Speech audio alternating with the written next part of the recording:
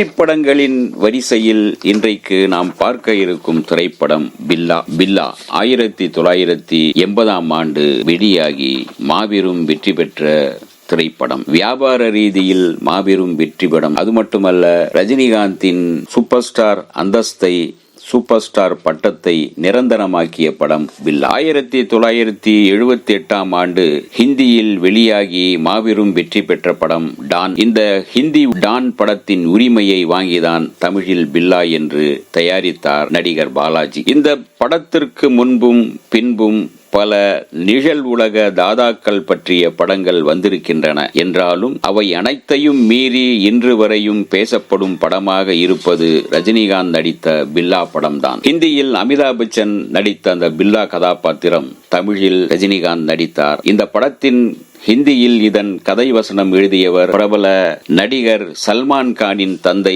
Salim Xavi. ரஜினிகாந்தின் மிகப்பெரிய வியாபார ரீதியான வெற்றி படங்களின் முக்கியமான படம் பில்லா. அவரை சூப்பர் ஸ்டார் அந்தஸ்துக்கு உயர காரணமான படங்களில் ஒன்றாக அமைந்தது பில்லா. பல ஊர்களில் வெள்ளி விழா கண்ட இந்த படம் சென்னை அலங்கார், மகாராணி, பாலா அபிராமி திரையரங்குகளில் 200 நாட்களை தாண்டி புதிய சாதனையை படைத்தது. நடிகர் பாலாஜி தயாரிப்பில் ரஜினிகாந்த் நடித்து 1980 வெளிவந்த பில்லா படம் 27 ஆண்டுகளுக்கு பிறகு தமிழில் அஜித் நடிக்க மீண்டும் தயாரிக்கப்பட்டது என்றால் பழைய பில்லா படத்தின் வெற்றியின் வீச்சு எந்த அளவுக்கு அழுத்தமானது என்று தெரிந்து கொள்ளலாம். பில்லாவில் திரைக்கு முன் தோன்றியவர்கள் ரஜினிகாந்த், பாலாஜி, மேஜர் சுந்தரராஜன், தேகை சீனிவாசன், அசோகன், மனோகர், ஸ்ரீபிரியா, மனோரமா, ரீனா ராய், ஹெலன் மற்றும் பலர். திரைக்கு பின்னால் உழைத்தவர்கள் கதை சலீம் ஜாவித், இசை MS விஸ்வநாதன், பாடல்கள்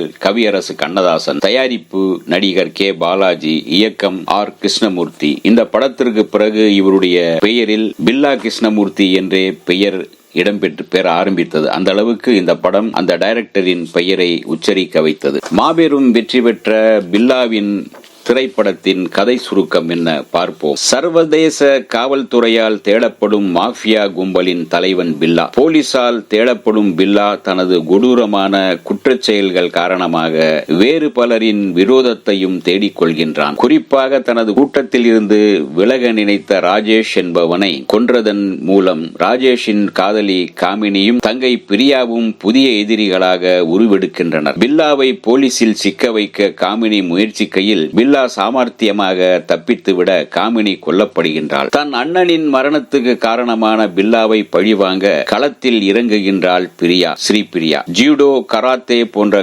தற்காப்பு கலைகளை கற்று தேர்ந்த பில்லாவின் கூடாரத்தில் சாமர்த்தியமாக நுழைந்து விடுகிறாள். பில்லாவின் நம்பிக்கைக்கு பாத்திரமானவளாகவும் நடந்து கொள்கின்றாள். பில்லாவை பழிவாங்க பிரியா செய்யும் ஓரிரு முயற்சிகள் தோல்வியில் முடிகின்றன. ஆனால் போலீசாருடன் ஏற்படும் மோதலில் பில்லா உடலில் குண்டு பாய்ந்து இறந்து விடுகின்றான். ஆனால் DSP அலெக்சாண்டர் பில்லா இறந்த செய்தியை வெளியே சொல்லாமல் மறைத்து விடுகிறார். பில்லாவை போல தோற்றமுள்ள பழைய குற்றவாளி ராஜப்பா என்ற நபரை பில்லாவாக அனுப்புகிறார். போலீஸ் தாக்குதலில் தன் பழைய நினைவுகளை எல்லாம் இழந்தவன் போல நடித்து பில்லாவின் இடத்துக்கு செல்கின்றான் ராஜப்பா பில்லாவின் கூடாரத்துக்குள் நுழைந்து அந்த கும்பலை பற்றிய அத்தனை விவரங்களையும் சேகரித்து போலீசுக்கு தர வேண்டும் என்பது DSP அலெக்சாண்டரின் ரகசிய உத்தரவு. சிறையில் இருந்து ரிலீஸ் ஆகி வரும் JJ என்பவன் தன் மனைவியின் மரணத்திற்கு காரணமான DSPயை பழிவாங்க துடிக்கின்றான். அத்துடன் காணாமல் போன தன் குழந்தைகள் இருவரையும் தேடுகின்றான். குழந்தைகள் இருவரையும் ராஜப்பா தான் ஆதரவு காட்டி பாதுகாத்து வருகின்றான். பில்லா கூட்டத்தின் நிழலான நடவடிக்கைகளுக்கு ஆதரவாக இருக்கும் சிவப்பு டைரியை கைப்பற்றி விடுகிறான் ராஜப்பா. DSP அலெக்சாண்டரை பழிவாங்க போவதாக சொல்லிவிட்டு அவரிடம் அந்த டைரியை ஒப்படைக்க செல்கின்றான் பில்லா வேடத்தில் இருக்கும் ராஜப்பா. அவனை பின்தொடர்ந்து சென்று கொல்ல முயற்சிக்கின்றாள்